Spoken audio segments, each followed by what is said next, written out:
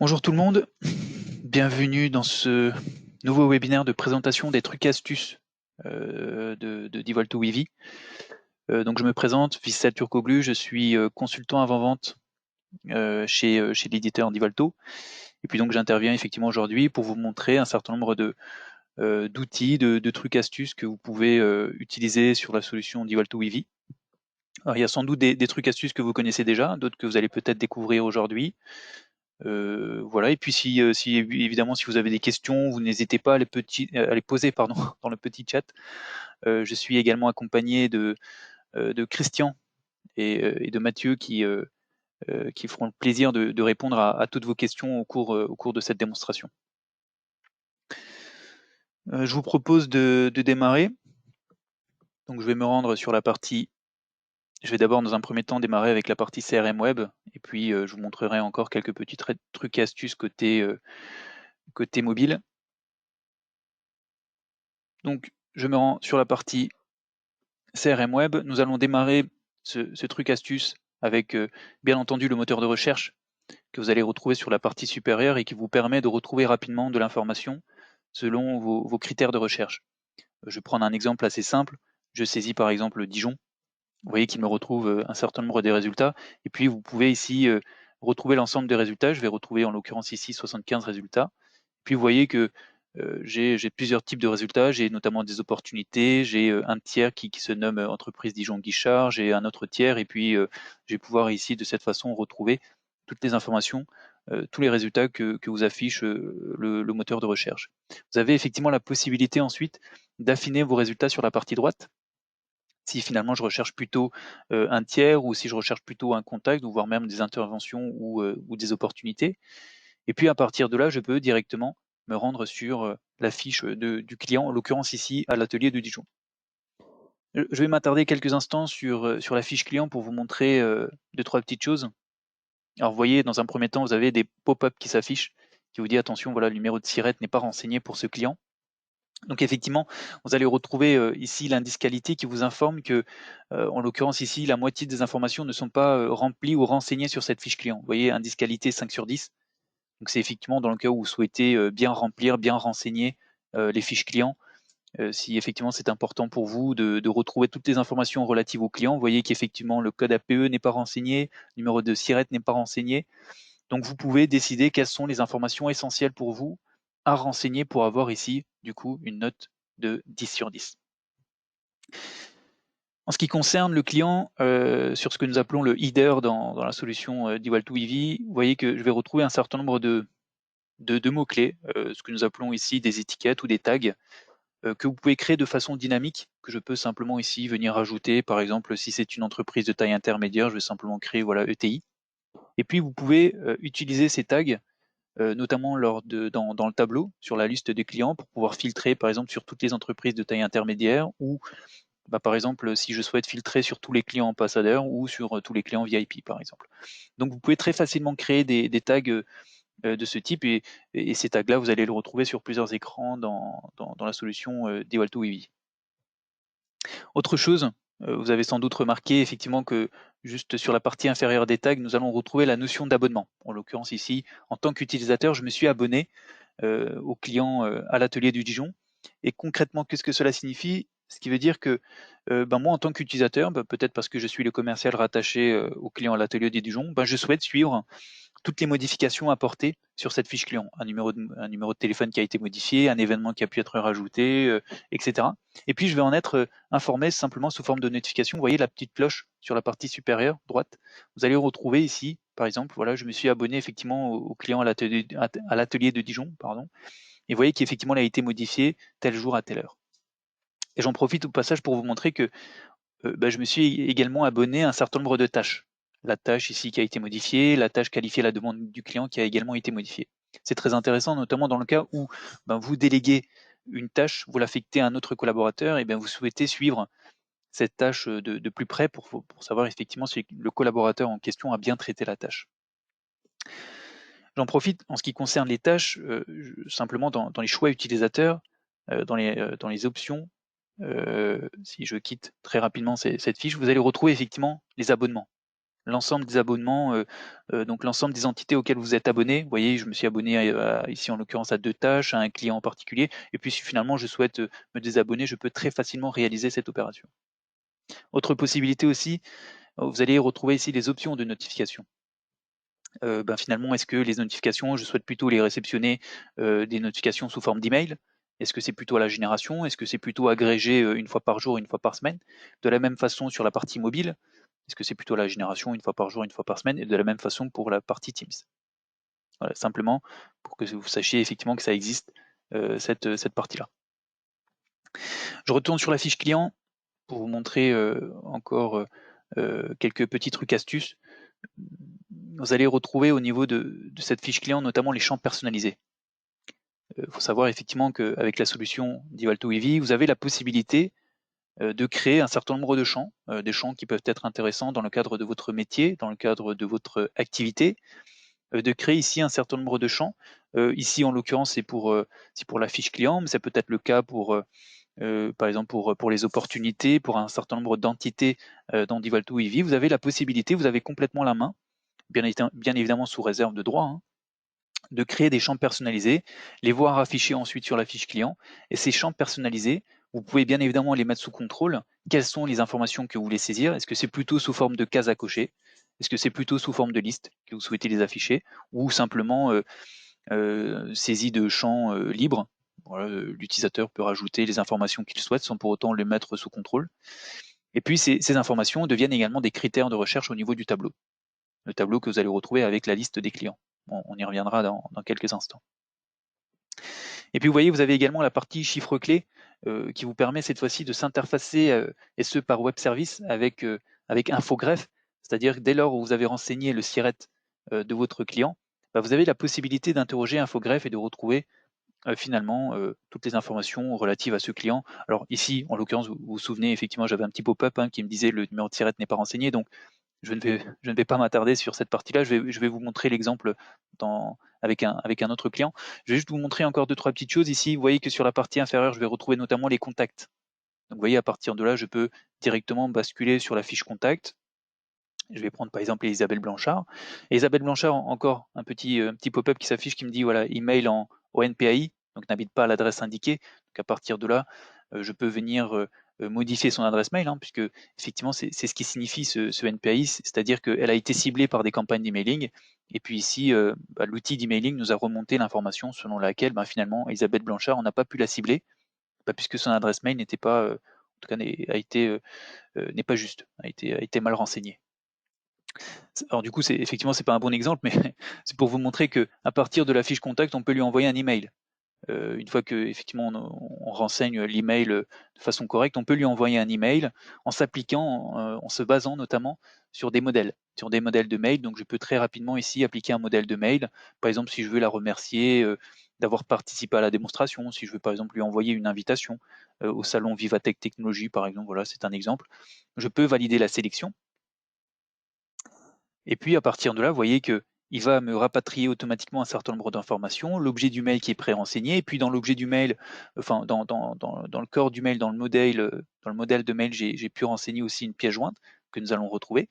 Et puis à partir de là, je peux notamment revenir sur le mail en question, appliquer par exemple ici une signature. Voilà, vous voyez qu'effectivement, vous pouvez rajouter des champs de fusion, rajouter un bloc texte, ou pourquoi pas simplement rajouter une signature. Je vais dire, voilà, je vais prendre par exemple la signature officielle.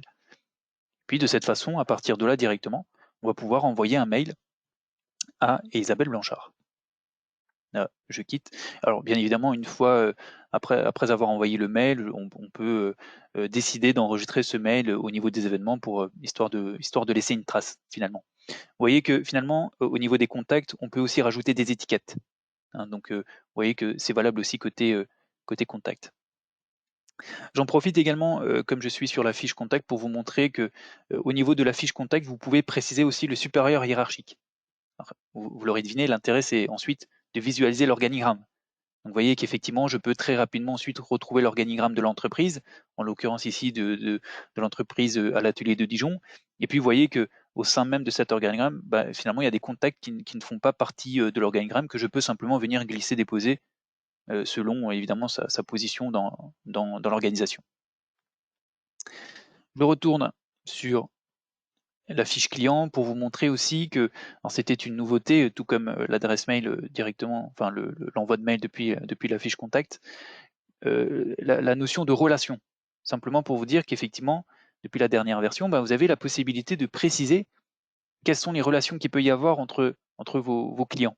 Par exemple, mon client à l'atelier de Dijon est fournisseur d'un autre client qui est référencé dans ma base. Et puis, à l'atelier de Dijon, il est également conseillé par Alpa France et plus précisément par le contact Nguyen. Donc voilà, simplement pour préciser, et c'est intéressant de savoir finalement quelles sont les relations qu'il peut y avoir entre mes clients. Alors, les types de relations et fournisseurs de et conseillers par sont bien évidemment paramétrables, hein. Là, je me rends sur, je vais retourner sur la liste des clients. Donc je vous disais tout à l'heure on peut s'interfacer avec SE par web service avec Infogreffe pour remonter un certain nombre d'informations clés. Si je me rends par exemple sur mon client, en tout cas en l'occurrence ici un prospect, si je me rends sur le prospect APR, vous voyez que par web service, vous voyez ici, j'ai pu interroger un certain nombre d'informations en interrogeant Infogreffe, vous voyez par exemple le chiffre d'affaires, le résultat. Je peux aussi, en l'occurrence ici c'est pas communiqué, mais j'aurais pu trouver aussi la liste des effectifs, en tout cas avec des comparatifs sur les années précédentes. Donc vous pouvez réaliser ce type de choses. Donc encore une fois, la notion d'abonnement et puis de mettre à jour. Alors, en quoi ça consiste mettre à jour? Dans le cas où, au niveau de la fiche client, vous avez précisé le site internet, le site internet vous permet de remonter non seulement les liens vers les réseaux sociaux, etc., si c'est bien évidemment renseigné sur le site internet, et puis vous permet de mettre à jour les informations. Si effectivement en renseignant le site internet, il vous dit attention, l'activité, il y a des choses, je constate un certain nombre de modifications au niveau du site internet, il vous propose de mettre à jour. Donc là, je pourrais dire, voilà, vous voyez, il va conserver un certain nombre d'informations, et là, il vous propose de mettre à jour d'autres informations. Et ce, parce qu'elle a été capable d'aller identifier sur le site internet, voilà, telles informations ont évolué, donc il me propose de mettre à jour. Donc sachez que ça existe aussi au niveau de la fiche client. Autre chose, vous voyez ici la liste des clients, voilà, c'est effectivement affiché sous forme de liste, mais vous avez la possibilité de les afficher sous forme de carte. Donc là, c'est aussi assez intéressant puisque ça vous permet tout de suite de voir en un coup d'œil où sont localisés mes clients. Et ce qui est encore plus intéressant, c'est qu'au moment où je navigue finalement sur cette carte, la liste à gauche se rafraîchit en fonction finalement des modifications effectuées. Alors, vous voyez qu'au fur et à mesure où je navigue, il va me rafraîchir la liste à côté. Autre chose, je vous parlais effectivement tout à l'heure des étiquettes et des champs personnalisés. Vous voyez que ici, nous allons retrouver les étiquettes, encore une fois. Je peux venir interroger la liste des étiquettes. Voilà, si je recherche tous les entreprises de taille intermédiaire, si je recherche tous mes clients ambassadeurs, tous les clients VIP, etc.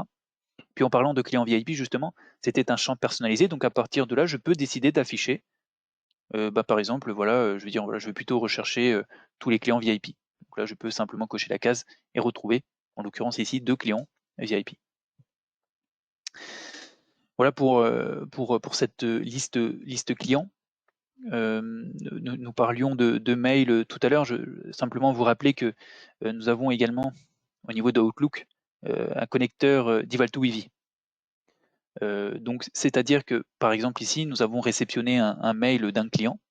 En l'occurrence, voilà, si je garde le même exemple à l'atelier de Dijon. Et puis à partir de là, je peux simplement cliquer sur le connecteur Default2EV.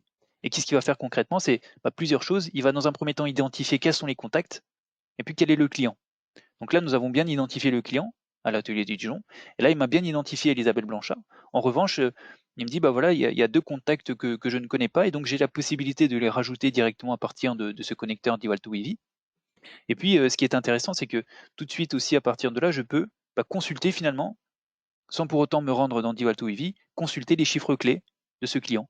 Je retrouve le chiffre d'affaires avec le comparatif N-1, long cours du client. Je vois effectivement qu'il y a 19 devis en cours avec ce client, 5 opportunités en cours, dernière visite, et puis je peux retrouver aussi l'historique des événements. Donc à partir de je vois effectivement l'historique des événements et tous les contacts qui sont répertoriés auprès de ce client. Et donc à partir de là, je peux créer un événement ou simplement venir, voilà, par exemple, enregistrer l'email. Et donc là, je peux décider par exemple, de le rattacher à une affaire ou une opportunité. Et puis vous voyez qu'il va reprendre dans l'objet, finalement, l'objet du mail. Et puis finalement, ce sont des paramétrages. C'est vous qui allez définir effectivement quels sont les éléments que vous souhaitez qu'il reprenne au moment où vous allez générer par exemple une tâche, ou au moment où vous allez générer, enregistrer ça comme mail, de dire bah, ok, je veux qu'il reprenne l'objet, je veux qu'il reprenne également l'observation dans le champ observation, je veux qu'il reprenne le corps du mail. Donc ça c'est pour les emails, pour les demandes, pour les rendez-vous, pour les tâches. Donc c'est vous effectivement qui allez préciser quelles sont les informations que vous souhaitez récupérer à partir de ce mail-là. Donc si je prends par exemple encore une fois l'atelier de Dijon, je crée un événement, je vais créer un événement de type par exemple tâche, puis à partir de là, vous voyez, je peux préciser quelles sont les informations que je souhaite récupérer. Je retourne sur la base client, simplement pour vous dire aussi, vous voyez que vous pouvez aussi très facilement afficher un petit aperçu de la fiche client sans pour autant vous rendre sur cette dernière. Donc vous voyez, je vais retrouver aussi encore une fois les chiffres clés et puis vous voyez, les informations sont cliquables et je peux aussi basculer directement sur la fiche client aussi, de cette façon. Donc ce sont des petits trucs astuces qui permettent aussi d'apporter un certain confort, surtout en termes de navigation. J'en profite également pour vous montrer autre truc astuce, notamment au niveau du planning. Effectivement, je peux aussi organiser la journée de mes commerciaux, ou les commerciaux peuvent ici à partir de là fixer des rendez-vous. Par exemple, bon ici j'ai déjà fixé un rendez-vous, mais je vais prendre par exemple un autre commercial, et puis je vais simplement déplacer le client à vue d'œil sur on va dire sur un créneau horaire de mon commercial. Et puis à partir de là, je vous rappelle que vous avez la possibilité d'envoyer des notifications. Nous allons laisser voilà, charger quelques instants. Alors il m'a évidemment calculé les temps de distance, etc. Ça, c'est des choses que vous connaissez et qui sont applicables aussi côté service, hein. Là, c'est vrai qu'on s'attarde sur la partie sales, mais c'est aussi valable côté service. Et puis, à partir de là, je peux bien évidemment notifier le collaborateur. Donc là, c'est simplement des notifications push qu'on va pouvoir envoyer. Alors ça peut être fait de façon automatique aussi.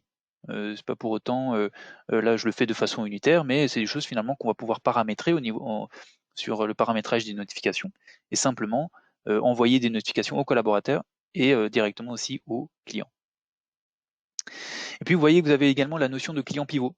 C'est-à-dire, finalement, dans un souci d'optimisation de ma journée, je me dis: «OK, je vais plutôt rechercher tous les clients qui sont pas très loin du client à vue d'œil». Déjà qu'il fait 5 heures de route pour s'y rendre, ça serait intéressant effectivement qu'il consulte aussi qui rende visite aux clients qui sont pas très loin. Et donc je vais rechercher par exemple dans un rayon de 25 kilomètres quels sont potentiellement les clients et prospects que je peux rendre visite. Vous voyez, on voit tout de suite, sous forme de tag, sous forme de badge, on voit que c'est un prospect, on voit que c'est un client, et cetera. Donc cette notion de client pivot que bien évidemment vous connaissez sans doute et qui est disponible aussi côté sales. Puis encore une fois, en termes de navigation, je peux agrandir la carte si on veut travailler en plein écran, je peux redimensionner la carte, les agrandir, les réduire, etc. Ça voilà, ce sont des choses que vous pouvez aussi personnaliser et puis je peux aussi à partir de là choisir finalement si je souhaite plutôt afficher en timeline semaine de travail ou plutôt par mois. Je vais en profiter également pour vous montrer cette fois-ci côté mobile, vous montrer notamment le fait que alors là, je vais basculer sur la partie mobile. Donc voilà, là, vous voyez donc la retransmission de ma tablette, à l'écran. Simplement vous rappeler qu'au niveau de la tablette, effectivement, vous avez la possibilité lorsque vous vous connectez à Divalto UV, d'activer l'authentification biométrique. Donc là, nous allons dire que je décide de l'activer, puis voilà et là, je vais simplement me connecter donc du coup avec l'authentification biométrique. Alors bien évidemment, vous l'aurez sans doute deviné, c'est pas Divalto UV qui va gérer cet aspect empreinte digitale, c'est le système que vous allez utiliser qui permet de gérer cela. En l'occurrence ici, c'est iOS, mais c'est simplement pour vous préciser que vous avez la possibilité d'exploiter ce type de choses directement sur la tablette en exploitant finalement les fonctionnalités du système. Vous avez aussi la possibilité, depuis, alors vous voyez, c'est au niveau du paramétrage, hein. Je vous le montre très rapidement. Sur la partie supérieure ici, vous avez effectivement dans les paramètres la possibilité de désactiver ou activer l'authentification biométrique. Puis vous voyez, vous avez d'autres possibilités en termes de choix utilisateur encore une fois. Et puis à partir de là, je peux aussi très facilement rechercher dans mon répertoire finalement des contacts. Ça peut être des contacts clients, des contacts prospects, mais ça peut être aussi des collaborateurs que vous avez la possibilité aussi à partir de là, vous voyez, il vous précise lorsque c'est un collaborateur, en l'occurrence ici Alain Michel, mais vous avez aussi Alain Schneider, voilà, un autre collaborateur, et puis des contacts plutôt tiers, plutôt clients, prospects, etc. Et puis, bien évidemment, à partir de là, je peux consulter sa fiche tiers et lancer la navigation, envoyer un mail, etc. En parlant de navigation, je me rends par exemple sur mon menu principal au niveau des agendas. Je vais l'afficher sous forme de mois. Et puis ici, par exemple, j'ai un rendez-vous, par exemple, pour le 31 octobre. Vous voyez qu'à partir de là, effectivement, lorsque je me rends sur sa fiche tiers, je peux lancer la navigation sous forme ici de la petite carte de visite qui vous permet effectivement de très facilement lancer la navigation, lui envoyer un email, contacter le tiers. Et lorsque je lance la navigation, vous voyez qu'ici, il va me lancer Google Maps.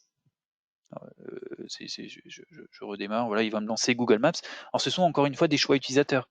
Déjà simplement pour vous rappeler que vous avez effectivement ce type d'interaction avec les applications installées sur la tablette qui permet d'apporter un certain confort à l'utilisateur puisque ça évite de ressaisir l'adresse, ça évite de ressaisir le numéro de téléphone, etc. En quelques clics, on retrouve très rapidement l'information et aussi apporter du coup un confort à l'utilisateur. Et puis finalement, ce sont des choix utilisateurs. En l'occurrence ici, c'était Google Maps, mais ça aurait très bien pu être Waze, ça aurait très bien pu être une autre application de navigation, puisque finalement, c'est au niveau des options ici, dans les paramètres, que vous allez définir quelles sont finalement les applications, vous voyez, changer le mode de navigation, quelles sont les applications à lancer lorsque vous souhaitez lancer la navigation pour pouvoir se rendre sur un site. Vous voyez, Google Maps, Plans, Waze, etc., Maps.me.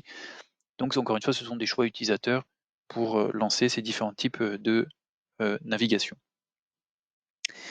Donc évidemment, les clients pivots, etc., ça encore une fois, vous allez le retrouver côté tablette également. J'en profite aussi pour montrer dernier truc astuce. Alors c'était une nouveauté encore une fois de la dernière version, mais voilà pour vous montrer que ça existe. Lorsque vous créez un devis, vous avez effectivement la possibilité de créer systématiquement une tâche de relance de devis. Voilà, je crée un devis, c'est intéressant de le relancer dans maximum 1 mois par exemple. Et puis donc effectivement, vous avez ici la partie relance de devis sur laquelle vous allez on crée systématiquement ou non, hein, c'est vous qui définissez dans vos paramètres si vous voulez systématiquement créer une tâche de relance lorsqu'un devis est créé. Donc vous allez non seulement les retrouver au niveau des tâches, et vous avez ici effectivement un certain nombre de tâches de relance qui ont été créées. Et lorsque je me rends sur la tâche, je vais retrouver le devis en question. Et puis, lorsque je survole le numéro de devis, je peux basculer directement sur le devis en question, retrouver les lignes du devis, etc. Et puis, lorsqu'il va falloir relancer ce client-là pour ce devis, vous voyez, vous avez toute une gestion de relance de devis qui vous permet ici effectivement de retrouver la liste des devis. Et puis, imaginons que finalement, ce devis-là, je l'ai relancé, et je vais pouvoir cocher ici, soit de transformer en commande si finalement on donne une suite favorable à ce devis-là, ou alors la possibilité de refuser. Mais ce qui est intéressant, c'est que lorsqu'on refuse, vous avez la possibilité de renseigner un motif de refus. Pourquoi le client refuse ce devis? Bien évidemment, le choix ici est personnalisable, hein. Nous avons ici des choix, je dirais, des motifs un peu classiques, le prix, délai de livraison, abandon du projet, non spécifié, etc. Nous allons imaginer qu'il refuse pour cause de prix. Donc vous l'aurez sans doute deviné, l'idée, c'est effectivement l'intérêt, c'est de pouvoir ensuite alimenter le programme des analyses des devis refusés. Donc si j'enlève très rapidement les filtres, vous voyez que sur 20 devis, j'ai seulement 35% de taux de réussite et 65% de taux de refus. Et ce qui est encore plus intéressant, c'est que sur la partie inférieure, vous avez plusieurs modes de lecture. Je vais retrouver ces 20 devis par client. Je vois effectivement que j'en ai fait 14 pour mon client à l'atelier Dijon. Sur les 14, finalement, il y en a 4 seulement qui ont été transformés en commande. Ce qui veut dire finalement 28% de taux de réussite. Et je peux ensuite retrouver par collaborateur. Et je vois par exemple que le commercial Christian Roux, sur 9 devis, il y en a seulement 2 qui ont été transformés en commande. Et quels sont ces devis transformés en commande? Il suffit simplement de cliquer sur 2 et puis je retrouve le détail. Et ce qui est aussi peut-être sans doute un des plus intéressants, c'est cette fois-ci par motif de refus. Et donc cette fois-ci, on peut voir que 76%, quasiment 77% des devis sont refusés pour cause de prix. Et quels sont ces devis? Vous voyez que ici, les 10 devis en question, je vais pouvoir les retrouver. Donc nous allons retrouver ici la liste des devis que les clients ont refusés parce qu'ils estiment que c'est trop cher. Donc voilà quelques trucs astuces. J'espère avoir été clair. Et puis donc si vous avez des questions, vous n'hésitez pas à poser dans le petit chat et puis, je vais y répondre, avec grand plaisir.